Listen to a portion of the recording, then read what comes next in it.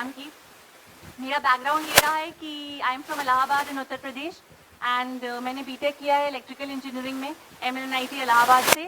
2015 में मैं ग्रेजुएट कर गई थी एंड एक साल मैंने पूरी तैयारी की फॉर सिविल सर्विसेज। 2016 में मैंने ये एग्ज़ाम दिया था।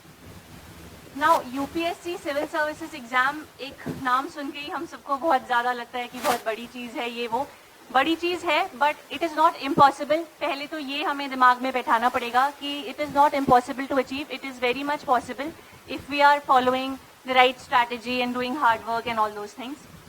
जो मैं कहीं पे मैंने बहुत जगह जहाँ भी बोला तो मैंने यही बोला कि UPSC civil services exam requires something called 3D। Now 3D means discipline, dedication and decision making. ठीक है, डिसिप्लिन होना चाहिए कि हमारा जो हमने शेड्यूल बनाया है, ये नहीं कि 14 घंटे पढ़ लिया या 15 घंटे, जो भी हमारा 5-6 घंटे का शेड्यूल है, we are discipline enough to follow that regularly every day. We are patient enough to overcome all the demotivating cycles that come in between. Dedication towards our goal कि UPSC सिविल सर्विसेज में हमें जाना है, bureaucrat बनना है, तो we are dedicated towards that goal. That goal should be very clear in our mind. मैंने तो एक पेज पे लिख के अपने सामने अपने स्टडी टेबल पे चिपका के रखा था that I want my name in the final IAS list. और जब भी डीमोटिवेटेड होती थी, डिप्रेस्ड होती थी, जब भी वहां पे नजर पड़ती थी, तो I always used to get that energy that no, I have to do this. ठीक है। एंड थर्ड थिंग जो मैंने बोला, डिसीजन मेकिंग। डिसीजन मेकिंग तो आपकी हर स्टेज में टेस्ट होगा इस एग्जाम की, right from the time that you decide that you want to prepare for the services till the time you enter the services. Decision making is one quality which is very very important for this exam. और एक जो सबसे बड़ा decision होता है कि इतने सारे सोर्सेज हैं to follow, both online and offline. Now you have to choose what to study and what not to study. मेरे ख्याल से इतना एम्पल गाइडेंस अवेलेबल है यहाँ तो ओल्ड राजेंद्र नगर में that it's very important that you use your brain and सबसे पहले ये डिसाइड कर लें कि व्हाट नॉट टू स्टडी। तो ये ज्यादा इंपॉर्टेंट डिसीजन है rather than what to study. तो ये 3D मुझे लगा कि 1-1.5 साल अपने प्रिपरेशन में कि these 3 things were very important. Then comes the first thing that is the motive on why you want to join civil services. That should be very clear in your mind. You know, most of, yeah, some of you, how many are engineers out here? BTech? Oh my God. I think same pinch to all of you because most of us are engineers. We have options to go into PSUs and private jobs also. But then we have to make this bold and brave decision that no, we'll not go into that job. We'll go into civil services. That is a very important decision, and why we want to go into civil services is very, very important. That motive should be very clear in your mind कि हमें क्यों करना है ये services. अगर वो motive clear है तो half of your work is done, क्योंकि जो लंबा पीरियड होता है प्रिपरेशन का और फिर एग्जाम का, जब भी बीच में डिप्रेशन होता है तो वो मोटिव हमेशा याद आ जाता है कि हम करना क्यों चाहते हैं आखिर में ये। So that should be very clear. मेरा भी वही मोटिव था जो आई थिंक काफी लोगों का होगा कि that these services offer you so much to do. These services are so challenging. They offer you a lot of opportunities. They offer you a lot of authority along with responsibility. And Gandhi ji की जो एक बात है कि be the change you want to see in the world, actually में these services allow you to be the change in you want to see in the society. These services actually allow you to transform your vision into reality.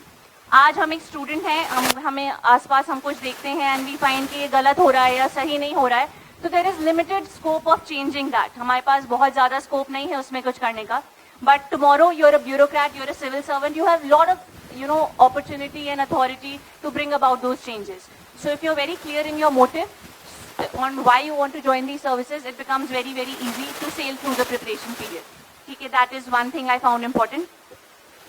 Then comes the formal examination process. क्या पढ़ना है, what is important, what is not important. तो मैं अपनी strategy आप लोगों से share कर देती हूँ जल्दी से, एंड देन आई लव कि आप लोग क्वेश्चंस पूछें और मैं उसे आंसर कर पाऊँ. और उससे पहले एक चीज और कहूंगी, every one of you sitting here must be having your unique strategy of studying, जो आपने आज तक डेवलप की होगी. आपका एक क्रिएटिव तरीका होगा पढ़ने का जो सबके लिए अलग अलग होगा. Please maintain that. यहाँ पे जो भी टॉपर्स बोलते हैं, जिनकी भी आप बातें सुनते हैं, उससे सिर्फ उतना ही ले लीजिए जो आपको लगे कि ये मेरे काम की चीज है, but don't lose your originality. Because you know UPSC civil services, UPSC is actually testing your originality and your uniqueness in that answer in which you will write in your GS and essay. So your uniqueness should always be with you. That is the greatest asset that you have with you. Do not lose that. मैं भी यही करती थी, मैं बहुत सारे toppers का interview सुनती थी यूट्यूब पे बैठ के। पिछले साल आई थिंक मैंने सारे टॉपर्स का इंटरव्यू, टीना डाबी मैम, अर्तिका शुक्ला मैम, जितने भी लोग थे सबका सुना था बैठ के। बट मेरे दिमाग में एक चीज क्लियर थी कि इसमें ये जो बोल रही है ये इनके लिए काम कर गया, that might not work for me और that might work for me. तो इसमें जो मुझे अपने काम का लगेगा I will incorporate that in my schedule. बाकी मैं अपना जो पढ़ रही हूँ वैसे ही पढ़ूंगी। So that applies to you too, please maintain your originality. Now having said that, I think the first step towards preparing for this exam, of course, you decide to prepare, that is the first step, your thought and your motivation. Number 2 is the syllabus. I think अगर syllabus हम लोग ठीक से समझ लें, prelims और mains दोनों का, तो काफी चीजें आसान हो जाती हैं, क्लियर हो जाती हैं। मैंने syllabus का एक प्रिंट आउट अपने स्टडी टेबल पे रखा था and every morning I used to read it. So that इतना ज्यादा वो syllabus आपको क्लियर होना चाहिए कि it should literally be engraved in your brain. मतलब it you should, I would say, memorise the syllabus both in letter and spirit. मतलब उसको समझ के कि व्हाट यू नो, एक वर्ड लिखा है वहां पे, लेट्स से कम्युनलिज्म, तो वो कम्युनलिज्म पे किस टाइप के क्वेश्चंस पूछ सकते हैं, क्या क्या डायमेंशंस हो सकते हैं। वर्ड तो सिर्फ एक ही है बट बहुत डायमेंशंस हैं जिसमें क्वेश्चन पूछे जा सकते हैं। So you should analyse the syllabus and break it down into parts to make your work easy. ये मैंने एक टेक्निक अप्लाई की थी, you can try that. Syllabus अगर क्लियर हो जाता है तो फिर समझ आता है कि न्यूज़पेपर में क्या पढ़ना है। Now all of you know कि newspaper is very important for this exam because the paper is heavily oriented towards the current affairs. You know, 60 to 70% of the questions will be from current affairs, will be linked directly or indirectly to current affairs. So newspaper reading is a must, I would say that. Now I used to follow the Hindu newspaper क्योंकि medium English था।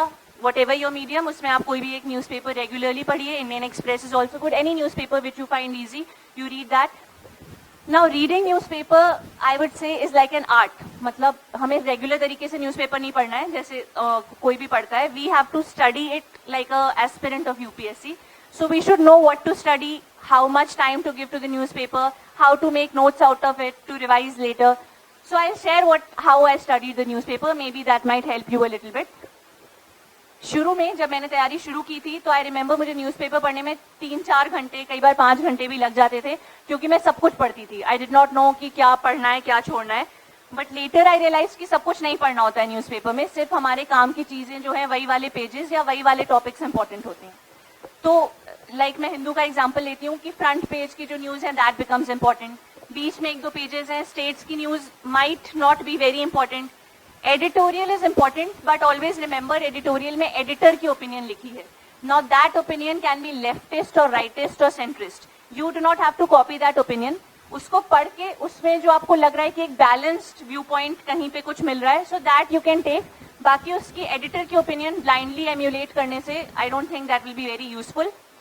आप general points editorial से निकाल सकते हैं, एक लिखने का तरीका समझ आ जाता है, how to write a balanced and a multi dimensional write up, that in that way editorial helps. उसके बाद आपका इकोनॉमिक्स वाला पेज इंपॉर्टेंट होता ही है to keep your self abreast with the current affairs and economics. And then अब तो हिंदू का फॉर्मेट काफी चेंज हो गया है, तो on Sunday you have a very thick 40 page Hindu, if you might be reading you must be knowing. तो उसमें साइंस एंड टेक का एक अलग से पेज आता है संडेज को, so that is important for science and take current affairs.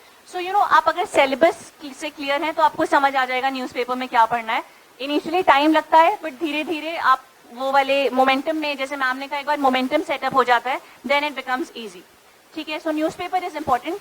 Now what else I supplemented with the newspaper was online current affairs material. All of you know there are many websites now giving daily current affairs, daily MCQs. Try using that very rationally into your schedule. And उससे क्या होता है, जैसे आपने दिन में newspaper पढ़ लिया, रात में मैं वहाँ का डेली करंट अफेयर्स पढ़ के 3-4 MCQ सॉल्व कर लिया, तो वो रीइंफोर्स हो जाता है माइंड में जो आपने मॉर्निंग में पढ़ा है। सो यू कैन यूज दैट। आप जो डेली जितने भी आ रहे हैं, देयर आर मेनी प्लेटफॉर्म्स, उसमें भी बहुत ज्यादा कंफ्यूजन है, तो उसमें आप 1-2 वेबसाइट्स अपनी बना लीजिए कि मुझे इनको फॉलो करना है, and try using that for your current affairs preparation. This was about newspaper and current affairs. इसके बाद हमारा prelims, mains, interview, everyone knows 3 stages में एग्जाम होता है। मैंने ये किया था कि I followed an integrated approach for both prelims and mains. ठीक है, तो मैंने पूरे जो 1 साल मैंने प्रिपेयर किया था, I studied for both prelims and mains simultaneously. But just before prelims, मतलब like हमारा prelims 7 अगस्त को है, तो मे बी मई या जून में मैंने सिर्फ prelims की पढ़ाई करना शुरू कर दिया था। और सिर्फ प्रीलिम्स में मैंने खूब सारे मॉक पेपर्स किए थे और various coaching institutes, you can easily get them in any shop. तो आप अलग अलग मॉक पेपर सॉल्व करते हैं, so you get into the habit of solving MCQs. Always remember, prelims is a qualifying exam. उसमें टॉप करके कुछ नहीं मिलेगा, 200 में 200 लाके उसमें कुछ नहीं मिलने वाला. उसमें इतना ले आना है हमें कि हम कट ऑफ के ऊपर आ जाएं. हमारा मेन फोकस होना चाहिए मेंस में स्कोर करना, जो हमारी रैंक बनाता है. तो उसके लिए आंसर राइटिंग में, जीएस के आंसर राइटिंग प्रैक्टिस में, ऑप्शनल्स में, एसेज में, इसमें ज्यादा टाइम देना चाहिए. प्रीलिम्स में इतना कर लेना चाहिए कि वहाँ पे कट ऑफ के ऊपर आ जाए. और प्रीलिम्स के लिए बेस्ट तरीका मेरे ख्याल से होता है to solve a lot of mock papers and daily MCQs भी you can solve, like I said earlier, ताकि आप MCQ when you start solving your mind gets conditioned. You know, in prelims, it will be a test of your reservoir of knowledge. Factual questions भी होंगे, analytical questions भी होंगे, current affairs के भी होंगे, static भी होंगे. So there are a wide number of areas that they will touch upon. Just practice MCQs. MCQ practice करते करते mind चलने लगता है. सही option, you know, आप by default करने लगते हो once you get into the habit of doing MCQs. Prelims में that works. Second paper is CSAT. Most of you are engineers. I think CSAT should not be a very big problem. But do not neglect it. CSAT भी, जैसे हम लोग के time पे तो easy paper था CSAT का, but इस बार के प्रीलिम्स का पेपर मुझे बहुत टफ लगा था. मैं सॉल्व करी थी घर पे, तो मुझे सीसैट के क्वेश्चंस नहीं आ रहे थे. That is why I am saying do not neglect it. Solve previous year question papers of CSAT, revise maths फॉर्मूले फ्रॉम एनी वेबसाइट और एनी बुक, और थोड़ी रीजनिंग प्रैक्टिस कर लीजिए ताकि वहाँ पे एकदम से प्रॉब्लम ना हो करने में, because we are out of touch of maths for a very long period of time. That is why. This was about prelims. Now comes the most important part of this exam, that is mains. नाम ही mains है. Mains सबसे ज्यादा elaborate, you know, सबसे ज्यादा complex part होता है exam का, because you have to study a lot of things. In mains, remember one thing, that you know you should know something about everything and not everything about something. ठीक है, I say this most of the places I go, कि सब चीजों के बारे में थोड़ा थोड़ा पता होना चाहिए. कुछ चीजों के बारे में डिटेल में PhD करके कुछ हासिल नहीं होने वाला. सो सिलेबस में जितने भी टॉपिक्स हैं मेंस के, you should have a brief idea कि उसमें अगर कुछ आ जाता है क्वेश्चन तो you are able to write 150-160 words. बस give that much time to every topic. That is what we call smart study. You know, किसी एक टॉपिक को, इन्फ्लेशन पढ़ रहे हैं तो ये नहीं कि अब उस पर डिटेल में विकासपीडिया पे जाके PhD करने लगे. इन्फ्लेशन क्या है, टाइप्स क्या है, उनके भी फर्दर सब कैटेगरीज क्या है, इतना डिटेल में वो पूछेंगे ही नहीं. वो करंट पूछेंगे कि भाई WPI CPI का बेस ईयर चेंज हुआ है, उसके क्या रीजंस थे. तो अगर आप न्यूज़पेपर पढ़ रहे हो तो आपको पता होगा उसके क्या रीजंस है कि बेस ईयर क्यों चेंज हुआ है. आपको इतना पता होना चाहिए. बहुत डिटेल में किसी भी टॉपिक में जाने में बहुत टाइम वेस्ट होता है. ये मैं अपनी गलती से बता रही हूँ, क्योंकि मैं कई बार ये करती थी कि बायोटेक्नोलॉजी पढ़ने बैठे हैं तो विकिपीडिया में पूरा पढ़ने बैठ जाती थी. इतना डिटेल में वो पूछते नहीं है. They only ask you what is relevant, what is going on in the current affairs. That is important. कोई भी चीज का करंट रेलिवेंस से जोड़ के उसे पढ़िए. That becomes very easy to study. I think I will not go in detail हर पेपर के बारे में. अगर आपके पर्टिकुलर डाउट्स हैं तो हम लोग बाद में वो क्वेश्चन आंसर सेशन में एड्रेस कर लेंगे. मैं एक जनरल बता देती हूँ अपने सोर्सेज जो मैंने फॉलो किए थे फॉर एवरीथिंग. सी, मैंने एक शुरू से फंडा बनाया था. हम इंजीनियर्स हैं तो हर चीज को सिंप्लीफाई करने की कोशिश कर ही लेते हैं, कि मैं एक किताब को कई बार पढ़ूंगी रादर देन कई किताबों को एक बार पढ़ना. ठीक है, क्योंकि मुझे पता था कि मैं एक सोर्स के लिए सिर्फ एक ही बुक या एक ही वेबसाइट या एक ही सोर्स फॉलो करूंगी एक टॉपिक के लिए. तो मैंने अपनी बुक लिस्ट बहुत सिंपल रखी थी. क्लास 6 से 10 तक की NCERTs, और वो भी न्यू NCERTs, क्योंकि हमारे इलाहाबाद में ओल्ड वाली मिलती नहीं थी. 11th और 12th में आप ओल्ड NCERTs देख लीजिएगा for ancient, medieval and modern history and world history. So old NCERTs are good in that particular subject. मैंने NCERTs पढ़ी थी, एक दो और स्टैंडर्ड बुक्स पढ़ी थी जो I am sure every one of you must be knowing. Laxmikanth for polity, Vipin Chandra for history and art and culture के लिए we have that Nitin Singhania sir की book and CCRT website. So you know these are very common books that every aspirant studies. Now यहाँ पे समझने वाली बात ये है, everyone studies the same sources but everyone does not score more, और मतलब everyone scores differently. Why? So we have to understand this. सब वही पढ़ के जाएंगे बट वहाँ पे किसी को अच्छे मिलेंगे मार्क्स, किसी को नहीं मिलेंगे. How we study the sources becomes important. You know, every one of you must have heard the line reading between the lines. तो वो वाली चीज इस एग्जाम में हमें करनी पड़ती है. You have to read between the lines. You have to present your answer differently. You know, if I give everyone a topic on triple talaq, maybe every one of you will write something about triple talaq, but there will be some unique things that, you know, some people will present it very beautifully. The same thing, they'll present it very beautifully and they might fetch more marks there. It is said that winners don't do different things, they do things differently. So here also in your GS answers, in your essay, in your optional, you have to present your answer very differently. Now how can we do that? I'll share you what I did. I followed a very simple structure again in every answer that I wrote. A simple structure means एक introduction, एक body, एक conclusion. ये मैंने essay में भी follow किया, GS में भी follow किया और geography optional था मेरा, उसमें भी मैंने यही follow किया. अब कोई भी टॉपिक, कोई भी क्वेश्चन आता है, उसके बारे में आपको फेंट एक आइडिया है कि इसमें क्या चीजें लिखना होता है, तो एक दो लाइन का आप अच्छा सा इंट्रोडक्शन लिख सकते हैं, giving a background of that subject. Body is the most important part of any answer, all of you know that. Now if you seen the previous year question papers of UPSC, in every question they follow it with a tail question like critically analyse. कोई भी statement दे देंगे और लिख देंगे critically analyse, critically comment, evaluate, discuss, illustrate. ठीक है, तो अब इन सब टर्म्स की मीनिंग थोड़ी सी क्लियर होना चाहिए. Most of them are similar sounding but they have slight differences in them. मुझे क्लियर नहीं था तो मैंने गूगल से इन सब टर्म्स की मीनिंग का एक गूगल पे सर्च करके प्रिंट आउट निकाल लिया था. And whenever I used to practise answer writing, I used to keep that sheet with me कि कहीं भी कोई क्वेश्चन आए और मुझे कुछ मीनिंग नहीं समझ आ रही है तो I referred that sheet. For example, कोई भी क्वेश्चन आता है let's say on demonetisation and they follow it with a statement critically analyse या क्रिटिकली डिस्कस. नाउ आपने डीमोनेटाइजेशन का एक इंट्रोडक्शन लिख दिया दैट व्हाट इज डीमोनेटाइजेशन, क्या पर्पस होता है डीमोनेटाइजेशन का, और उसके बाद कोई वर्ड है क्रिटिकली. तो ऑल ऑफ यू नो कि क्रिटिकली में हमें पॉजिटिव और नेगेटिव दोनों पॉइंट्स लिखने होते हैं. ठीक है, मैं ये गलती करती थी कि मैं हर आंसर में से पॉजिटिव पॉइंट्स लिख देती थी और नेगेटिव पॉइंट्स कई बार छोड़ देती थी. So don't do that. Negative points भी आप 2-3 लिखिए. तो जैसे डीमोनेटाइजेशन पे क्वेश्चन आया, आपने पहले लिख दिया कि उसका क्या पर्पस था, इंडिया में क्यों किया गया था, like to curb black money, to curb corruption, to curb terror funding etcetera. उसके बाद अगले पैराग्राफ में या अगले पॉइंट्स में आप थोड़े उसके नेगेटिव पॉइंट्स या चैलेंजेस लिख दीजिए कि क्या लूप होल्स रह गए थे in implementing the demonetisation scheme in our country. लोगों को क्या प्रॉब्लम्स आई या क्या कहाँ पे चूक रह गया जिससे उसका पर्पस पूरी तरह से फुलफिल नहीं हो पाया. That is very important. You don't have to show your flattery skills there. You have to show a very balanced opinion about everything. And a balanced opinion should include the problems and challenges also.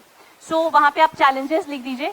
But after that, please give solutions to the challenges that you have mentioned. That is very, very important. Tomorrow, you will be posted as a bureaucrat, as a DM of any city. You have to be part of the solution, not a part of the problem. You should show your problem solving skills to the examiner कि कोई problem है तो हम उसका solution बता सकते हैं कि ये गलती कैसे सुधारी जा सकती है. अब वो जो सोल्यूशंस होंगे वो आपके ओरिजिनल होने चाहिए, ऑफ कोर्स वो थोड़े यूनिक होने चाहिए, इनोवेटिव होने चाहिए, या जिसे हम कहते हैं out of the box ideas you have to show in your solutions. ठीक है, अब वो कहाँ से डेवलप होते हैं? वो डेवलप होते हैं जब हम कोचिंग में आके टीचर का लेक्चर सुनते हैं या जब हम न्यूज़पेपर पढ़ते हैं, करंट अफेयर्स मैगजीन्स पढ़ते हैं. तो इन सारी चीजों से हमारे ओपिनियंस धीरे धीरे किसी भी इशू पे डेवलप होना शुरू हो जाते हैं. सो इन सब चीजों का काम यही होता है कि हमारा ओपिनियन एक सही डायरेक्शन में, एक बैलेंस्ड डायरेक्शन में, एक कॉन्स्टिट्यूशनली करेक्ट डायरेक्शन में हमारे ओपिनियन जब डेवलप होना शुरू हो जाते हैं, it is only then that we can write a good GS answer.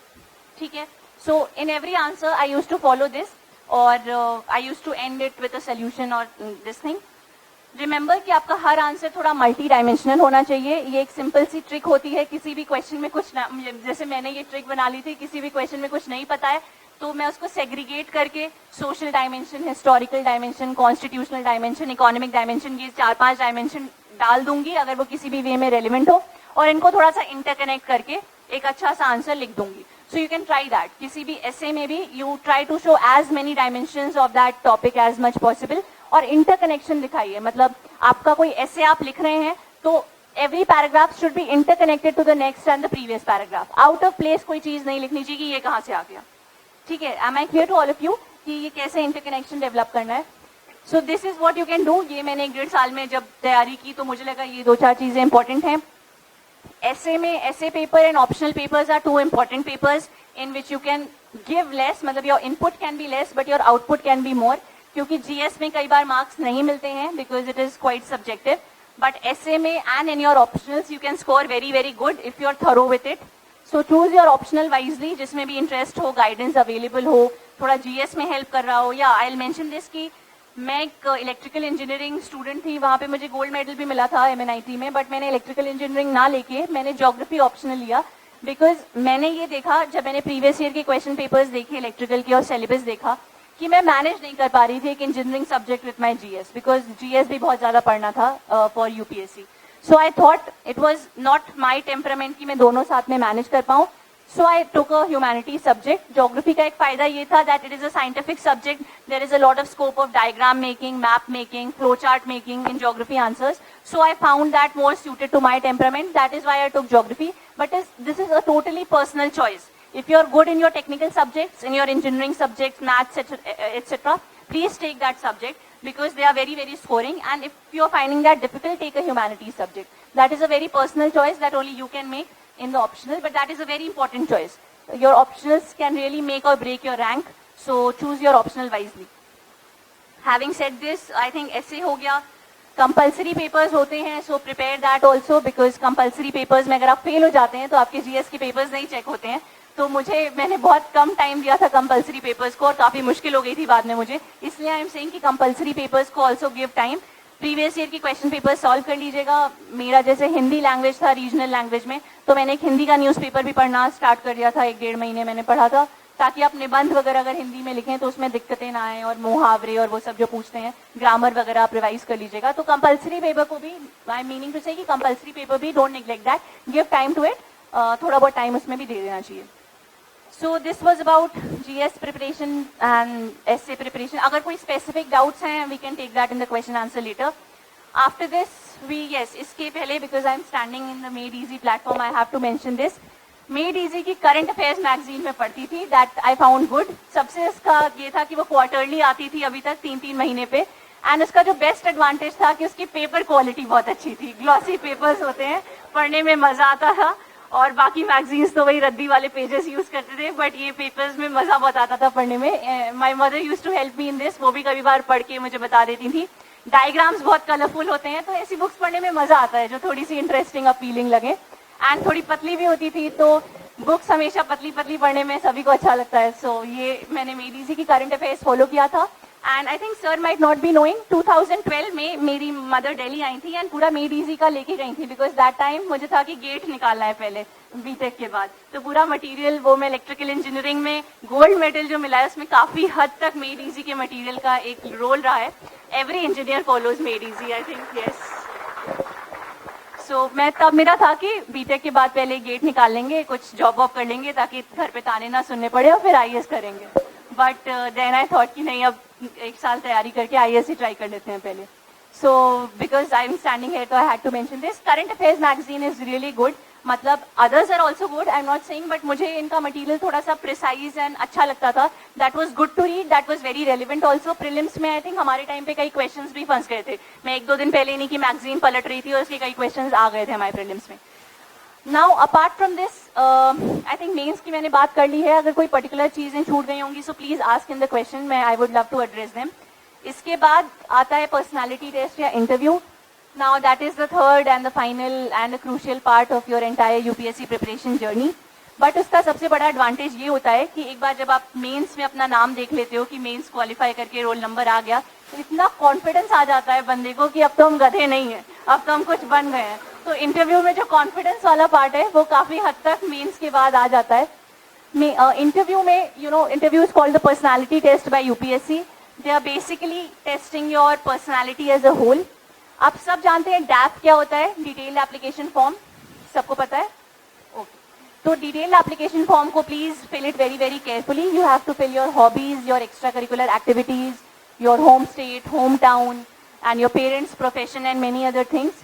तो जब आप इंटरव्यू में जाओगे तो चेयरमैन के सामने एंड बाकी जो पैनल मेंबर्स हैं उनके सामने वो डैप वाला पेज रहेगा. Most probably they start asking questions from DAF only, क्योंकि दैट इज अबाउट योरसेल्फ. और वो तो आपको पता होना ही चाहिए. अपने बारे में तो इंसान को सब कुछ पता होना ही चाहिए. वो थोड़े इजी क्वेश्चंस होते हैं, इसलिए पहले वो वही पूछते हैं ताकि आप थोड़े कम नर्वस हो और थोड़ा कंफर्टेबल हो जाओ. सो मेरे साथ भी यही हुआ था. I prepared my DAF thoroughly. Current affairs उधर बीच भी पढ़ते रहिएगा. मैंने कहीं से सुना था कि जिस दिन इंटरव्यू होता है उस दिन का भी न्यूज़पेपर पढ़ के जाना चाहिए, तो उस दिन की भी न्यूज़ कई बार वो पूछ लेते हैं. So do this also. And interview में try to be very balanced, very calm, very calculated. मतलब बहुत ही हर आपका जो आंसर होना चाहिए that should be like a bureaucratic answer. आपके administrative skills, your leadership quality should be reflected in your answer, in every answer of your interview. I think interview is more a test of your confidence than of knowledge. So present yourself very confidently, in a very balanced way. That is what they are testing in interview. अगर मैं अपनी interview की बात करूं तो they had asked me questions about education sector in India, like, and then my hobby was Kathak dancing, so they had asked me 1 or 2 questions on Kathak. My hobby was also basketball playing, so they had asked me a situation question कि अगर आप अपनी team की captain है basketball में, then how will you manage your team? फिर उन्होंने current affairs के क्वेश्चन पूछे थे about China Pakistan economic corridor, India का क्या स्टैंड होना चाहिए चाइना पाकिस्तान इकोनॉमिक कॉरिडोर पे, और उन्होंने थोड़े बहुत आई थिंक एनआईटीज और आईआईटीज पे क्वेश्चन था, what is the difference between NITs and IITs. Geography optional था, तो ज्योग्राफी के क्वेश्चंस थे, फ्रैकिंग टेक्नोलॉजी, जियोइड एटसेट्रा, तो वो टेक्निकल नेचर के क्वेश्चंस थे. एंड यस, ग्रेजुएशन के भी क्वेश्चन होंगे, तो प्लीज अपना इंजीनियरिंग सब्जेक्ट रिवाइज कर लीजिएगा. मुझसे उन्होंने कंट्रोल सिस्टम्स और पीआईडी कंट्रोलर पे क्वेश्चन पूछा था. तो after you qualify mains, please brush up your graduation subject, basics आप रिवाइज कर लीजिएगा, आपका जो भी ग्रेजुएशन है. कई बार ग्रेजुएशन बैकग्राउंड पे भी क्वेश्चन पूछ सकते हैं. Then there was one situation based question. अच्छा, कई क्वेश्चन होते हैं जिसमें वो आपको थोड़ा सा ट्रिकी बनाने के लिए काउंटर क्वेश्चन भी पूछेंगे. So try and remain calm there, मतलब उसमें बहुत ज्यादा एजिटेटेड होने की जरूरत नहीं है. ट्राई एंड रिमेन काम. जो भी स्टैंड लिया है, try to stick on that stand and substantiate it with more examples. I will tell you how. See, मेरे से क्वेश्चन उन्होंने पूछा था that you know if you are working in an organisation and your boss is very arrogant, then what will you do? Will you agree to his orders or will you complain to the higher authorities? तो मैंने इसमें answer दिया था कि sir, arrogance of my boss is a very personal trait of his. I think if he is ordering me something that is in accordance with the ethos of the organization, अगर वो organization के benefit में कुछ बात कर रहे हैं, तो I will follow his orders and I will not complain. But अगर वो कुछ ऐसा कह रहे हैं that goes against the values of the organisation या पूरे ऑर्गेनाइजेशन के लिए हार्मफुल है, तो मैं उनके ऑर्डर्स नहीं मानूंगी and I will complain to the higher authorities या I will follow some other step. But then उन्होंने काउंटर क्वेश्चन किया था कि that no, you are doing wrong. अगर वो एरोगेंट है तो आप उनकी बात आपको माननी नहीं चाहिए, क्योंकि वर्क कल्चर खराब हो रहा है. आपके साथ एरोगेंट है तो वो दूसरों के साथ भी एरोगेंट होंगे and it will spoil the whole work culture. But then I again stood on my stand कि no sir, arrogance is totally his personal trait and I think work culture तब तक नहीं खराब होगा अगर सारे employees organization के benefit में सोचें. ठीक है, so that is what I am saying कि वहाँ से लड़ाई मत करिएगा, but very politely you put forward your point and substantiate it with more examples. So they can ask you situation based questions also. Now in my interview there were 2 to 3 questions जिनके बारे में कुछ भी idea नहीं था मुझे. उन्होंने मुझसे पूछा था कि गर्ल्स के लिए जो इकोनॉमिकली वीकर सेक्शन होती हैं सोसाइटी में, गर्ल्स, उनके लिए कौन से रेजिडेंशियल स्कूल गवर्नमेंट ने बनाए हैं. तो मुझे नहीं पता था, तो I simply said sorry sir, I don't know. And उन्होंने फिर आंसर बताया कि it is Kasturba Gandhi Vidyalaya. So if you don't know the answer to a particular question, don't get nervous. आप बहुत ही रिलैक्स्ड होकर मना कर दीजिए rather than bluffing around. Don't try to fool them. ठीक है, just politely refuse and be calm and relaxed. ये important नहीं है आप कितने क्वेश्चन आंसर कर पाते हैं, इंपॉर्टेंट है आप जितने भी क्वेश्चन आंसर करें, how beautifully you put forward across them. So this was about my interview experience.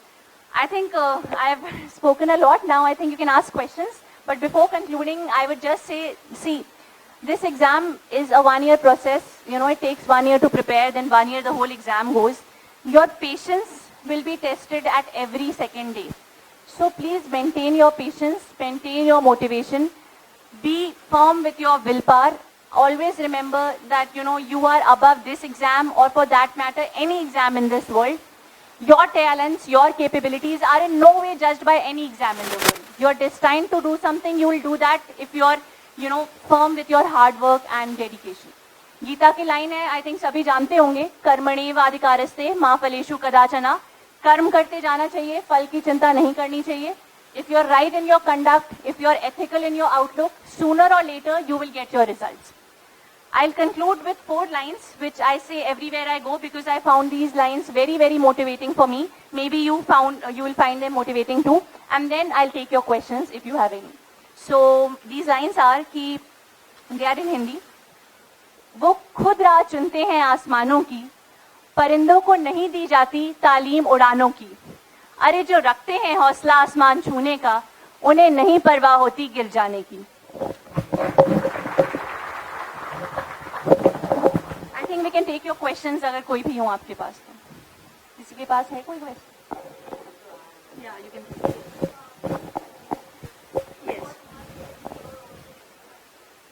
See, you know what happened? After 12th, I had decided that I'll try for these services. So from the first year of my graduation, I started reading the NCRTs from class 6th onwards because they are very simple to read and easy to understand.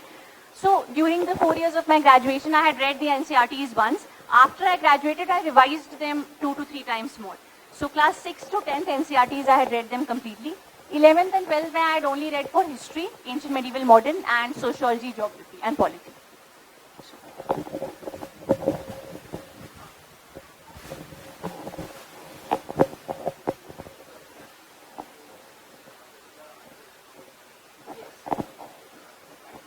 Yeah. See, I was totally clueless about geography optional when I started my preparation. सिर्फ इतना पता था कि धरती गोल होती है और India का मैप कैसे होता है. That was my complete knowledge of geography when I was in engineering. Then I searched the internet. Internet पे मैंने ईरा सिंघल मैम का ब्लॉग एक बना हुआ है और उन्होंने एक वीडियो भी बनाया है. उनका मैंने पूरा ध्यान से सुना that how she went about geography. So she has very beautifully explained कि उन्होंने क्या पढ़ा, कौन सी बुक्स पढ़ी. मैंने भी वही सोर्सेज फॉलो किए. You know, sources are more or less the same for all the topics. But what I did कि मैंने सोर्सेज बहुत लिमिटेड रखे थे. मैंने बहुत कम, आई थिंक 3 या 4 books which I tell you मैंने अपने ज्योग्राफी में पढ़ी थी. But I practised the previous year question papers a lot because you know optional में क्वेश्चंस रिपीट होते हैं. So it is a good idea to practise the previous year question papers and I practise map work which is important. Sources पहले बता देती हूँ. For physical geography I had followed Savindra Singh book. For human geography, Majid Hussain sir's book, and then for models and theories, there is one topic, models and theories in geography. उसके लिए I read a book by K. Siddhartha sir. ठीक है. For paper 2, that is India geography, there is a book by Khullad. It is a very thick book that I had followed, but I did not read it cover to cover. In that, I had only read the important topics because paper 2 में एक चीज ध्यान रखिएगा आप. Paper 2 is a very general paper in geography. You know, when you solve paper 2, you will feel that you're solving a GS paper. They are so general questions that they will ask. But what you have to do in paper 2 is that you have to use geographical facts to explain your point better. Always try to quote a thinker, a geographical theory, a geographical fact कि आपका answer बहुत general type या GS type ना लगे, थोड़ा geography type answer लगे. So try quoting geography in paper 2. Because you know, suppose they'll give you a general question on water management in India. इसमें general बातें तो सभी लिख देंगे वाटर मैनेजमेंट के बारे में. इसमें आप कुछ ज्योग्राफी के एग्जांपल्स डालिए. कोई case study, yes, try using case study wherever possible कि भाई राजस्थान का कोई विलेज है, वहाँ पे इतने अच्छे से वाटर मैनेजमेंट हो रहा है and how it transformed the scenario. तो 1-2 line you can write about case study. Try to draw map wherever possible in geography answers. एक आंसर में 2 मैप्स भी बना लीजिए अगर पॉसिबल हो, अगर स्कोप हो वहाँ बनाने का. एंड डायग्राम्स, जहाँ पे भी you know geography is all about how beautifully you present the answer. So use diagrams, flow charts, maps as much as possible. Don't overdo things. लेकिन जहाँ भी scope हो, you can draw this. Then geography में एक चीज important है, हाँ, contemporary relevance दिखाना. Paper 1 में बहुत सारी theories हैं, बहुत सारे thinkers हैं, और जब हम पढ़ते हैं तो we feel कि everyone is saying almost the same thing. For example, if you know about von Thunen's theory in agriculture, तो आप जब वॉन थ्यूनेन की थ्योरी सभी वही लिखेंगे, क्या उसने बोला, क्या उसके पॉइंट्स थे. But try giving a contemporary look to it that what is the relevance of von Thunen in India today, what is the relevance of von Thunen's theory in the world today. So that will give a contemporary look to your example. Try using current affairs example. So these are 2 to 3 value additions that you can do in your answer in geography. Okay.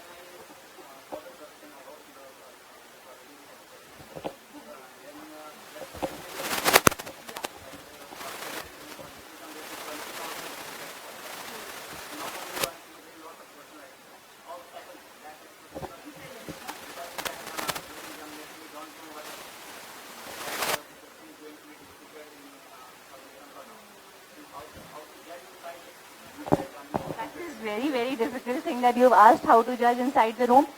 The best, देखो हमारे time पे we were lucky कि थोड़ा आसान paper आ गया था. इस बार तो I was thanking God कि निकल गई, वरना इस बार तो पक्का लटकना मेरा तय था प्रीलिम्स में.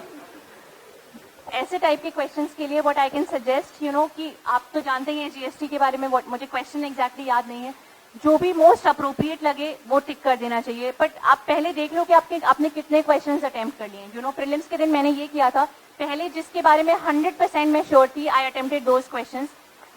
देन जिसके बारे में थोड़ा बहुत आइडिया था, I try to make an intelligent guess या कैलकुलेटेड गेस कि ये दोनों तो बिल्कुल नहीं होगा, बचे दोनों में कौन सा हो सकता है। जिनके बारे में बिल्कुल भी आइडिया नहीं था, आई लेफ्ट दैट, क्योंकि नेगेटिव मार्किंग होती है and you can get negative marks और आपका डिसएडवांटेज होगा। जो डिस्प्यूटेड क्वेश्चंस हैं, अब आई बिलीव किसी भी क्वेश्चन पेपर में 4 या 5 क्वेश्चंस होंगे जो डिस्प्यूटेड होंगे। उसमें if you are confident enough कि जो मैंने पढ़ा है वो फिट कर रहा है इसमें और सही है, देन गो फॉर इट। हमारे टाइम पे भी एक शायद मसाला बॉन्ड का क्वेश्चन था जो थोड़ा डिस्प्यूटेड हो गया था, मैंने वो अटेम्प्ट कर लिया था क्योंकि मेरे दिमाग में मसाला बॉन्ड का कॉन्सेप्ट क्लियर था, मुझे पता था कि प्राइवेट कंपनीज भी दे सकती हैं, तो मैंने वो अटेम्प्ट कर लिया था। तो इफ यू आर श्योर कि जीएसटी में आपने जो भी पढ़ा है और वो क्वेश्चन से आप सही कर रहे हो, सो गो फॉर इट। आंसर्स में थोड़ा डिस्प्यूट रहता है, अब वो तो अगले साल ही पता चलता है जब यूपीएससी आंसर की रिलीज करेगी क्या सही है। बट ऐसे क्वेश्चंस में बहुत ज्यादा रिस्क लेना एडवाइजेबल नहीं होता है, because you can get negative marks. तो अब ये तो उसी मोमेंट पे आपका डिसीजन हो सकता है। I can't help you more than this, इससे ज्यादा।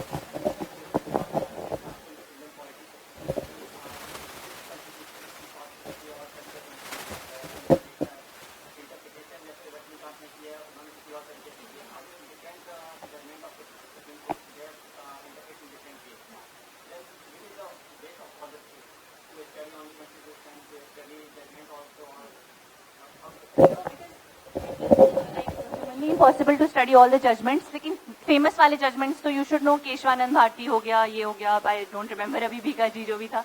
सो whenever you have confusion in interpretation, try to follow what is written in the constitution, try to follow what is written in the preamble of the constitution. हमारे preamble में बहुत ideal बातें लिखी गई हैं, how we want our India to be after a few years या in future। मैं ये करती थी, मैंने एथिक्स में भी यही एक टेक्निक फॉलो की थी कि मैं हर जगह कॉन्स्टिट्यूशनली बहुत करेक्ट और एक्यूरेट होने की कोशिश करती थी। प्रियम्बल की चीजें I use to use in every of my ethics answer wherever it was possible. So if you have any confusion, जो सुप्रीम कोर्ट का लेटेस्ट जजमेंट होगा, out of all the judgements वही माना जाएगा। And बहुत सारे judgements पढ़ने की जरूरत नहीं है, सिर्फ जो लैंडमार्क जजमेंट्स हैं, रिमेंबर दैट। अब ऐसे हमारे टाइम पे कोहेलो का केस का क्वेश्चन आ गया था पिछले साल, तो अब वो मुझे ज्यादा आइडिया नहीं था। सो आउट ऑफ 20 क्वेश्चंस ऐसा नहीं होगा कि आपको 20 के 20 आएंगे। यूपीएससी का टॉपर 50% पे बन जाता है, मेरे इस बार 52% आए हैं, नंदिनी मैम के 54% हैं। तो हमको 100 में 100 नहीं आता था। आपको इतना मतलब 20 क्वेश्चंस में अगर आपको 15, 16, 17 क्वेश्चंस भी आपने अच्छे से लिख दिया, so that is sufficient rather than trying to study everything and then end up covering nothing. It is better कि हम important चीजें cover कर लें and try to present them beautifully in the exam.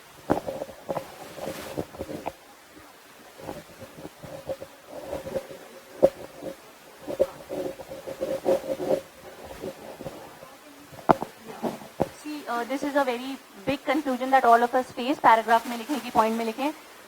Now it depends quite a lot on the question. जैसे हम लोग engineers हैं, आदत है पॉइंट्स में लिखने की, तो it is no harm writing in points. काफी क्वेश्चंस में you have scope of points में लिखने का। मैंने अपने पेपर में काफी क्वेश्चंस पॉइंट्स में लिखे थे, बट कुछ अब वैसे क्वेश्चन आ जाते हैं, मान लीजिए वर्ल्ड हिस्ट्री के या contribution of women in Indian independence movement, तो there you can not write in points. या सोशियोलॉजी का कोई क्वेश्चन है तो वहां पे तो पैराग्राफ में लिखना कंपल्सरी हो जाता है।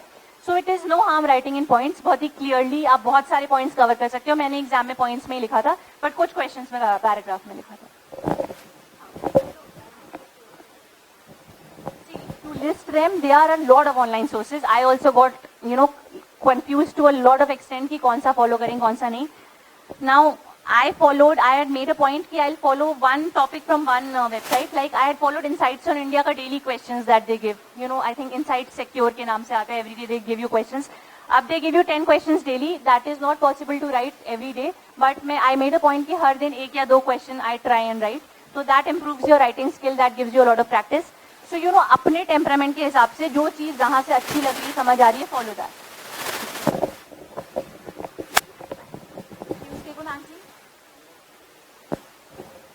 मैं नोट्स अच्छे से नहीं बना पाती थी, इसीलिए मैं पॉइंट टच नहीं कर रही थी। आई was not a very good person in notes making, लेकिन न्यूज़पेपर में मैं I was a very lazy kind of a person. तो सब चीज ऑनलाइन आ जाती थी, मैं उसी को पढ़ लेती थी। दूसरे के नोट्स कहीं से मिल जाए तो मैं उसको पढ़ के खुश रहती थी। But I can only tell you कि न्यूज़पेपर के एडिटोरियल के नोट्स मैं पढ़ लेती थी। ठीक है, तो मैं एडिटोरियल के नोट्स बना लेती थी। मतलब मान लेते हैं नरेंद्र मोदी जी रशिया गए, जाते रहते हैं वो कहीं ना कहीं, तो उनका एडिटोरियल एक आ जाएगा अच्छा सा इंडिया रशिया रिलेशनशिप में, द हिंदू में। तो उससे मैं पढ़ के मैं डायमेंशन सोचती थी कि क्या क्या डायमेंशन हैं इंडिया रशिया रिलेशनशिप में। एक डिफेंस का डायमेंशन हो गया, इकोनॉमी का डायमेंशन हो गया, और वो डायमेंशन को लिख के मैं एक एक पॉइंट लिख लेती थी। तो कभी कभार मैं एडिटोरियल के नोट्स बनाती थी, बट फैक्चुअल पार्ट के नोट्स मैं नहीं बनाती थी। मैं उसके लिए वही ऑनलाइन वेबसाइट्स फॉलो कर लेती थी। तो आप देख लीजिए, आप नोट्स बना सकते हैं, दैट हेल्प्स, लेकिन मैं नहीं बना पाती थी। मैगजीन मैंने एक मेड इजी की पढ़ी थी, विजन के करंट अफेयर्स फॉलो किए थे, और दृष्टि की मैंने देखना शुरू किया था, जो मुझे अच्छा लगा था क्योंकि जब हम एग्जाम दे रहे थे तभी वो लॉन्च हुई थी, तो एक दो एडिशन उसके देखे थे। मार्केट में बहुत सारी मैगजीन्स हैं, सब पढ़ने के चक्कर में बहुत कंफ्यूजन हो जाता है, मतलब बंडल बन जाता है, रूम में पढ़ कुछ भी नहीं पाते हैं। एक या दो मैगजीन अपनी बना लीजिए और उसी को रेगुलरली फॉलो कर लीजिए। सो जो भी आपको अच्छी लगती हो, तो मैंने ये फॉलो किया था, आप देख लीजिए आपको जो भी अच्छी लगती हो आप वो फॉलो कर लीजिए। योजना कुरुक्षेत्र तो पढ़ना ही होता है, वो तो गवर्नमेंट की पतली पतली मैगजीन्स होती हैं, बट योजना में एक चीज ध्यान रखना होता है कि वो एक टॉपिक, मतलब एक सब्जेक्ट पे कई सारे टॉपिक्स देते हैं। मतलब आपने देखा ही होगा, जैसे पंचायती राज पे योजना आएगा तो 10 आर्टिकल पंचायती राज पे लिखे होंगे अलग अलग राइटर्स के थ्रू। मैं ये करती थी कि सिर्फ एक या दो आर्टिकल उससे पढ़ लेती थी, और वहीं पे अपने नोट्स या वहीं पे पेज चिपका के जो भी मुझे उससे समझ आए लिख के मैं वहीं पे रख लेती थी, और जब रिवाइज करना हुआ योजना तो वही वाला अपना हैंड रिटन वाला पेज पढ़ लिया। सो मैं ये टेक्निक फॉलो करती थी। कुरुक्षेत्र अगर आपका ऑप्शनल पब्लिक एडमिनिस्ट्रेशन या ज्योग्राफी है तो you can read it, otherwise मेरा ज्योग्राफी था तो मैं रीड करती थी कुरुक्षेत्र, अदरवाइज आप छोड़ भी सकते हैं, but they are good magazines.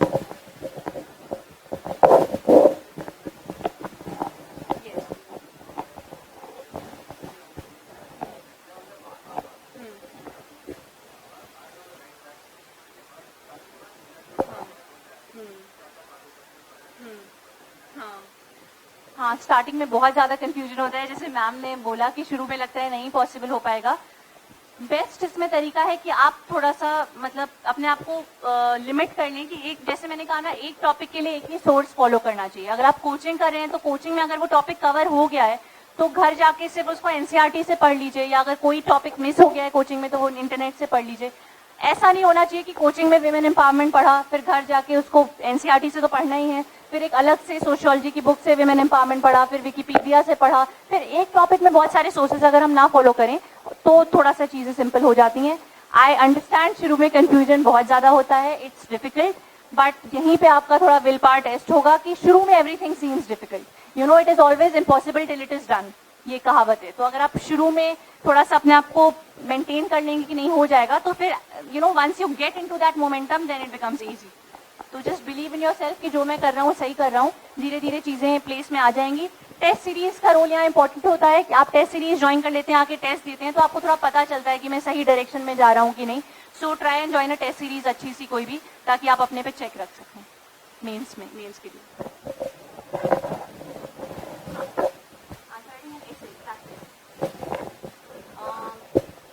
मैंने ये किया था कि once I finished my GS preparation NCERT से स्टैंडर्ड बुक से, तो मैं रोज एक दो आंसर लिखने की कोशिश करती थी।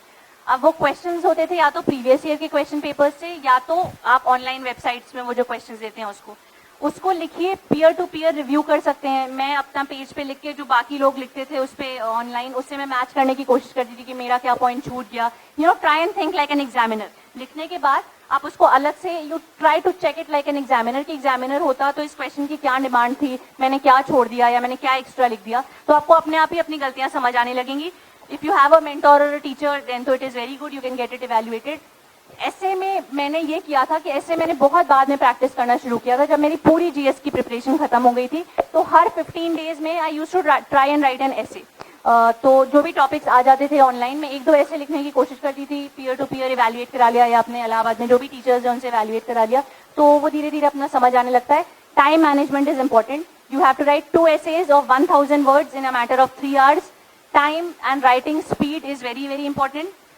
यू नो, राइटिंग स्पीड धीरे धीरे थोड़ी बढ़ानी पड़ती है क्योंकि फिर पेपर खत्म हो नहीं पाता है। So try to manage your time. ऐसे लिखने के पहले try and make a rough draft. मैं ये करती थी, कोई भी ऐसे आया तो उसके पहले एक रफ ड्राफ्ट बना लिया कि how I will begin, how I will end. Try to use a quotation in essay wherever possible in the introduction and conclusion, that gives a very good value addition to your essay. Try to keep your essay multi dimensional. मैंने water disputes वाला essay attempt किया था अपने time पे। मैंने बहुत सारे dimensions पे लिखा था, historical, constitutional, social, ethical dimension भी आप कहीं ना कहीं डाल सकते हैं ऐसे में।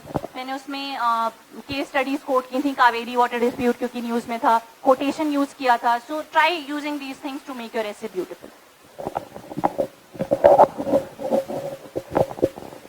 एथिक्स के लिए तो मैंने कुछ खास किया नहीं था। देखिए एथिक्स में आई स्कोर 124, बट मैंने उसमें सबसे कम पढ़ा था, और जीएस जो पूरे साल पढ़ा था उसमें बहुत कम मार्क्स आए।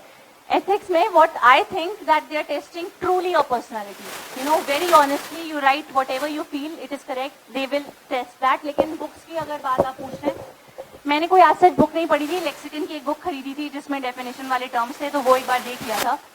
जो टर्म्स होते हैं ना एथिक्स में, probity, integrity, emotional intelligence, transparency, accountability, इन सब टर्म्स की मीनिंग बहुत क्लियर होनी चाहिए। तो गूगल पे मैंने सर्च करके इन सब टर्म्स की मीनिंग लिखनी थी। अब इन टर्म्स की डेफिनेशन जो आप याद करेंगे, that should be very simple definition. कई बार हम लोग हाई फाई डेफिनेशन रटने के चक्कर में एसेंस ही खो जाता है उसका। So try keeping your definitions and writing very simple. Ethics में again I will repeat myself, try to keep a very balanced answer. कोई एक्सट्रीम्स मत अपने आंसर में रिफ्लेक्ट होने दीजिएगा। Do not try to, you know, your answer should not reflect that you're a very communist person, very casteist person, very anti women kind of a person, etc. extremes को avoid करके हमेशा middle path, balanced path अपने answer में use करने की कोशिश करिएगा। always try to be constitutionally very very correct, and always try to show that you're, you know, working for the masses. Try to keep welfare of the masses in mind in every answer, because ultimately tomorrow as a bureaucrat you have to work for the masses, for the welfare of the masses. So her answer में this should be shown very clearly. Rights based approach होना चाहिए कि fundamental rights में क्या बात की गई है वही हम उसी से कन्फर्म कर रहे हैं। और केस स्टडीज प्रैक्टिस कर लीजिएगा। मैंने लास्ट फ्यू इयर्स की केस स्टडीज प्रैक्टिस कर ली थी, थोड़े मॉडल आंसर्स देख लिए थे एक दो कोचिंग इंस्टीट्यूट्स के, तो उससे थोड़ा हेल्प मिल जाता है कि कैसे लिखना होता है केस स्टडी में आंसर। आई थिंक हाँ, एथिक्स में बस इतना ही है। और हाँ, एथिक्स में जो केस स्टडी वाला क्वेश्चन होता है, sometimes they give you alternatives कि ये 4 ऑप्शंस में आप क्या करोगे। तो आप जो भी ऑप्शन चुनते हो, पहले तो हर ऑप्शन के आप मेरिट और डीमेरिट दोनों दिखा दीजिए कि ये करेंगे तो उसका ये अच्छा होगा, ये बुरा होगा, ये करेंगे तो ये पॉजिटिव पॉइंट है, ये नेगेटिव पॉइंट है। फिर फाइनली अल्टीमेटली जो आप चूज करते हो, आपको बस ये दिखाना है कि उस वाले ऑप्शन में positives are much much greater than the negatives, और बाकी सब में negatives are greater than the positives. ठीक है, थोड़ा इंजीनियरिंग की भाषा में अगर इसे कहें, so you have to show that that is the best option because the pros are greater than the cons, and I think that is how I wrote in ethics, तो मार्क्स मिल जाते।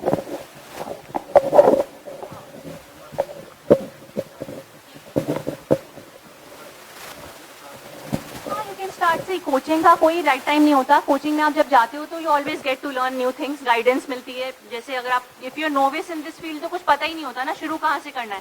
सो teachers give you very good guidance on how to go, how to begin. Try managing your own self study schedule with the coaching. मतलब सिर्फ ये नहीं होना चाहिए कि आप 3 घंटे कोचिंग में पढ़ के आए फिर खुद नहीं पढ़ा।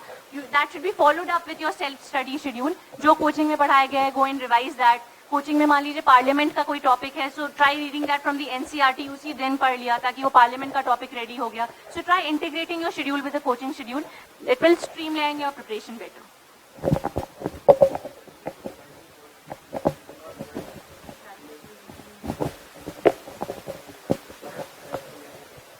फॉर रिवाइजिंग आई तो took help of like current affairs revise करने के लिए मैगजीन्स पढ़ लिया, करंट अफेयर्स की रिवाइज कर लिया उसी में I used to highlight that and वहीं पे कोई पेज लगा के। फॉर एनसीईआरटीज, यू नो, अगर आप 2-3 बार पढ़ लेते हैं, there is not much scope of revision of NCERTs. आप उसी को अंडरलाइन कहीं की हो तो you can revise that 2 to 3 times, then that will be there in your brain.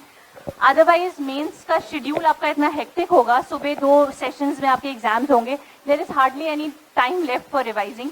Try keep your mind relaxed, उसमें रिलैक्स कर लेना चाहिए ताकि जो भी पढ़ा है पूरे साल वो दिमाग में आ जाए। एंड अल्टीमेटली वहाँ बहुत ज्यादा फैक्चुअल चीजें मेंस में पूछी जाएंगी नहीं। It will be test, it will, you know, they will be testing your opinion. So whatever opinion you build over a period of time, that can be very well written in that exam.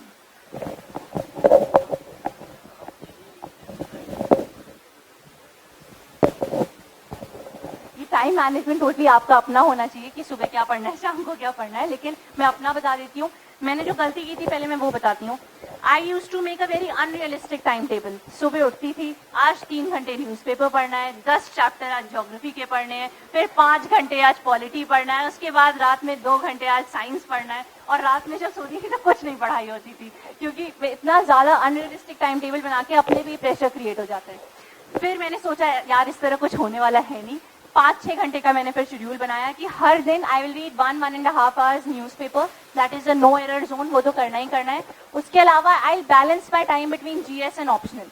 तो suppose 6 घंटे में पढ़ रही हूँ तो मैं 3-4 घंटे GS पढ़ लेती थी और 2 घंटे अपना ऑप्शनल पढ़ लेती थी, ताकि दोनों चीजें बैलेंस्ड होके चले। तो एक चीज है कि try and make your time table very balanced. बीच में breaks of course is very necessary, studies के बीच में ब्रेक्स लेना। स्लीप प्रॉपर होनी चाहिए 7 से 8 घंटे की, क्योंकि हमें पागल खाने में नहीं जाना है इस एग्जाम को क्वालिफाई करने के बाद। लिटरली पागल हो जाता है इंसान पूरे टाइम पढ़ते पढ़ते। So sleep is proper, diet is should be proper, and time for revision is very important. तो मैं वीकली रिविजन कर लेती थी, जैसे आज मैंने पॉलिटी पढ़ लिया, इस हफ्ते मैंने पॉलिटी पढ़ा है तो अगले हफ्ते उसको मैं थोड़ा रिवाइज कर लेती थी, so that I don't forget things. So keep time for revision, for rest, for your hobbies, for studies, make a very balanced time table.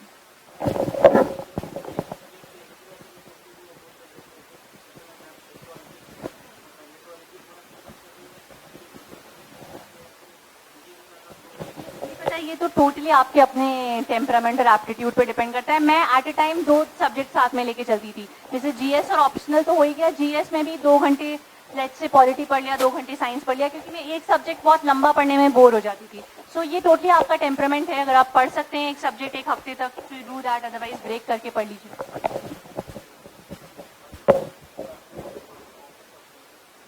I said ना, किसी ने पीछे ज्योग्राफी का पूछा था, तो वही एक स्ट्रैटेजी थी ऑप्शनल की मेरी। कैसे ऑप्शन चूज करें?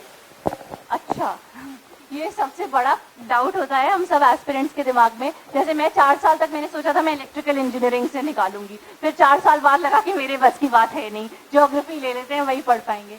सो आप अपना इंटरेस्ट देख लीजिए कि आपको, you have to literally love that subject. Optional में इतना ज्यादा उसमें थोड़ा डीप में पढ़ना पड़ता है, पता है जीएस में हमें एक्सटेंसिव पढ़ना पड़ता है, ऑप्शनल में इंटेंसिव पढ़ना पड़ता है। तो जीएस में थोड़ा थोड़ा सब पढ़ लिया, बट ऑप्शनल में उसमें थोड़ा डीप जाना पड़ता है। सो ट्राई, मतलब if you have interest in that subject, पहला तो ये क्राइटेरिया है। सेकंड, थोड़ा गाइडेंस हो, कोचिंग या अवेलेबिलिटी हो मटेरियल की, तो एक ये क्राइटेरिया होता है। एंड थर्ड, अगर आपको जीएस में किसी वे में थोड़ा हेल्प कर रहा है वो ऑप्शनल, तो थोड़ा सा हेल्पफुल हो जाता है। एंड आई थिंक यही 2-3 क्राइटेरिया है। टोटली अपने इंटरेस्ट पे, जिसमें इंटरेस्ट आ रहा है, जो मजा आ रहा है पढ़ने में, वही वाला ऑप्शनल लेना चाहिए।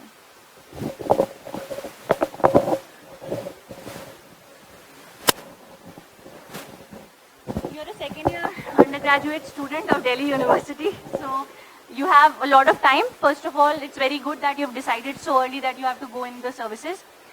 You have a lot of time at your disposal. Make a very step by step chaliye. First, try and cover the NCERTs. Start reading a newspaper. There is no harm in that. And then when you are appearing, जिस साल आप appear कर रहे हो, before that, try giving test series and solve a lot of mock papers that year.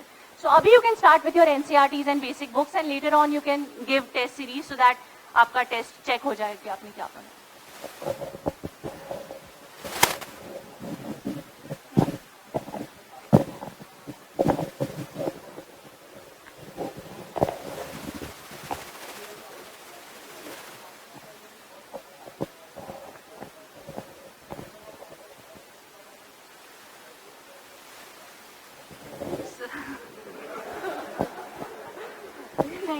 Out of track, आपको ये याद रखना चाहिए कि सभी लोग आउट ऑफ ट्रैक होते हैं। We all are normal human beings, everyone will can not monotonous way में कोई भी नहीं पढ़ सकता। सबके साथ ये पीरियड्स आते हैं अप एंड डाउन के। यही सोचना चाहिए कि it is a part of life, लेकिन मेरा जो एम, मैंने गोल बनाया है, करना वही पड़ेगा। अभी टाइम वेस्ट कर लें तो बाद में ज्यादा पढ़ना पड़ेगा, इससे अच्छा अभी पढ़ लें, बाद में टाइम वेस्ट करेंगे, जैसे मैं आजकल पूरे टाइम वेस्ट करती रहती हूँ। तो यही सोच लेना चाहिए कि जो भी हमारा गोल है, पहले उसके लिए मेहनत कर लें, थोड़ा सा अपने अंदर विल पावर और स्ट्रेंथ लाके मोटिवेटेड रहिए। अपने आसपास अपने दोस्तों को देख के मोटिवेशन मिल जाता है, वो पढ़ रहा है तो हमें भी पढ़ना है, ये वाली चीज। तो थोड़ा सा मोटिवेशन अपने अंदर से ही लाना पड़ता है। That is the only thing I can say. थोड़ा सा अपने फोकस को क्लियर रखिए दिमाग में, गोल को कि करना है तो only I have to do it. God helps those who help themselves, तो करना खुद ही पड़ेगा। सो व्हाई नॉट नाउ, ठीक है। हाँ, बिकॉज मैं घर पे थी तो टीवी था और बाकी सब चीजें, खाना वाना मिल जाता था, तो मैं टीवी बहुत देखती थी घर पे, एंटरटेनमेंट के लिए भी और न्यूज के लिए भी। Rajya Sabha, Lok Sabha TV are very good sources. मैं राज्यसभा टीवी पे बिग पिक्चर देखती थी, जो शाम को 6:30 बजे आता है हर दिन, Monday to Friday. That is a very good discussion. In fact मैं कॉपी लेके भी बैठ जाती थी कई बार कि कुछ पॉइंट्स हो तो मैं लिख भी लूँ। उसमें बहुत एक्सपर्ट ओपिनियन, बहुत ही अच्छे एक्सपीरियंस्ड लोग आते हैं, they give you very balanced and expert opinions. So I used to follow Rajya Sabha TV पे big picture, and Lok Sabha TV पे I used to see insights दोपहर में 1 बजे आता है. आई डोंट नो अभी क्या टाइम है, हमारे टाइम पे 1 बजे आता था.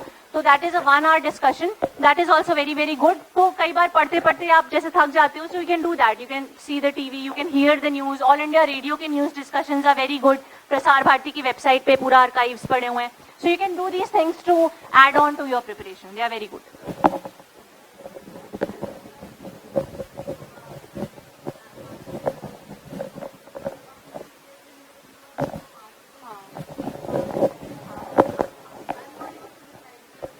See, you have to see how much time you're getting in your masters. Doing masters is not a bad idea, but you should have time at your disposal for preparation of this exam. You can simultaneously, if you're able to manage your time of masters and self-preparation, I think you should go about it. Otherwise, you can take 1 year break and prepare rigorously for this exam. And then afterwards also you can pursue your masters later on if, this does not work out. So that you should see how much time you're getting with masters. GS2 तो सबसे ज्यादा Bavaliya paper है इस exam का. उसमें आप कुछ भी कर लो, मार्क्स नहीं मिलते. स्मार्ट स्ट्रैटेजी खुद पता होती तो मेरे नंबर आ जाते जीएस पेपर 2 में. यार मेरे जीएस पेपर 2 में 108 नंबर हैं. तो मैंने जीएस पेपर 2 में सिर्फ करंट अफेयर्स पे ध्यान दिया था. पॉलिटी के लिए लक्ष्मीकांत पढ़ लिया था, वो तो प्री में भी काम आती है. बाकी मैं करंट अफेयर्स और मैगजीन से जहां भी गवर्नेंस का टॉपिक और ये सब टॉपिक्स या न्यूज टीवी डिस्कशन, इन्हीं सबसे कोशिश करती थी. जहां भी जीएस पेपर 2 का टॉपिक मिले उसी से मैंने प्रिपेयर किया था. आज सच कोई बुक नहीं पढ़ी थी. वो पेपर थोड़ा सा कॉम्प्लेक्स है, उसमें मार्क्स पता नहीं क्यों नहीं मिलते हैं लोगों को, और वो टफ भी माना जाता है. बट उसमें करंट अफेयर्स पे आई think you should give more time rather than static. जैसे प्रेशर ग्रुप का है, थोड़ा बहुत प्रेशर ग्रुप के बारे में पढ़ लीजिए. देन आप देखिए करंट अफेयर्स में कौन से प्रेशर ग्रुप्स हैं जो न्यूज में है, वो आजकल क्या कर रहे हैं. तो उसका हर चीज का करंट रेलिवेंस से पढ़िए. इंटरनेशनल रिलेशंस जो टॉपिक है वो तो पूरा ही करंट अफेयर्स के नेचर का है. जो भी बायलैटरल रिलेशंस है इंडिया के, जो भी न्यूज में रहा होगा उसी पे मोस्ट प्रोबेबली क्वेश्चन आएगा. तो that is only. I think questions हो गए.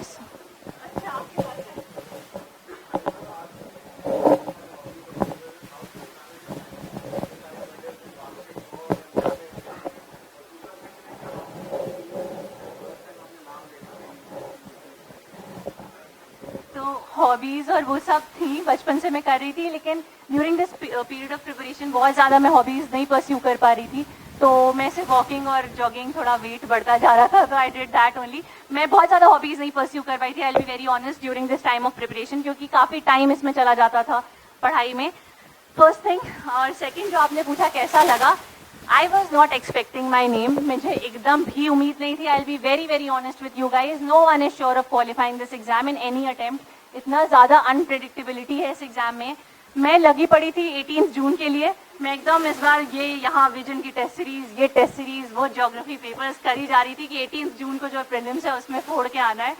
तो मैं अगले एग्जाम के लिए लगी हुई थी. जब रिजल्ट आया, सो आई वॉज नॉट एक्सपेक्टिंग, तो बहुत ज़्यादा वो भी नहीं था कि ठीक है होगा कहीं नाम देख लेते हैं. नीचे से आए वो PDF जब खोला तो मैंने Ctrl+F से अपना नाम नहीं ढूंढा, क्योंकि इतनी हिम्मत नहीं थी कि Ctrl+F दबा के मैं PDF में अपना नाम देखूँ, क्योंकि वो टिंग से आता 0 out of 0 रिजल्ट, तो मुझे पता था कि मैं रोना शुरू कर दूंगी. मैंने नीचे से रिजल्ट देखना शुरू किया 1099 वाले रैंक से. 1099, 98 लास्ट के 1-2 पेजेस में नहीं दिखा. माई मदर वो स्टैंडिंग ऑन माई साइड. उनको भी उम्मीद नहीं थी मुझसे ज्यादा, तो बोल रही थी कि ठीक है चलो नहीं हुआ कोई बात नहीं, अब पढ़ो, इतना टाइम वेस्ट कर देती हो तुम, ये वो. फिर अचानक से आया दिस इज अ फैक्ट कि मेरे पेरेंट्स मुझे बहुत ज्यादा नालायक समझते हैं. एंड उनको लगता है मैं कुछ भी नहीं कर पाती खुद से. वो मुझे कहते कहीं तो जॉब पकड़ो, इंजीनियरिंग करके कोई घर में बैठता है क्या. तो ये सब सबके घर में चलता है. फिर अचानक से आया, चलो ऊपर से देख लेते हैं इस बार टॉप वॉप कौन किया है, नाम तो पता होना ही चाहिए. तो ऊपर से देखना शुरू किया, अचानक से नाम देखा, लगा होगा कोई सौम्या पांडे. रोल नंबर तो मेरा हो ही नहीं सकता. फिर रोल नंबर देखा तो मेरा ही रोल नंबर है. उसके बाद तो it was like I was literally shivering. सबसे पहले मम्मी के साथ अपने घर के मंदिर में गई, वहाँ दिया विया जलाया, क्योंकि हुआ अल्टीमेटली गॉड्स की ब्लेसिंग से ही था. So this was the total this thing that happened.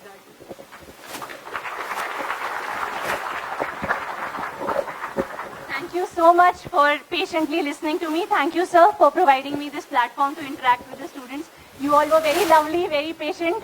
And thank you so much. All the best to all of you.